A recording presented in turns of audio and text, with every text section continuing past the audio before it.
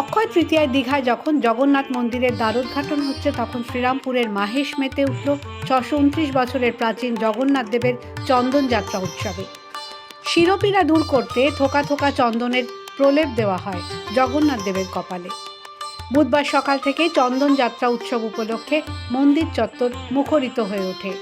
ভোরে মঙ্গল আরতির পর শুরু হয় জগন্নাথ দেবের বিশেষ পুজো পাঠ। ভক্তরা মন্দিরে এসে চন্দন বাটেন। বেলা 11টায় শুরু হয় চন্দন যাত্রা উৎসব।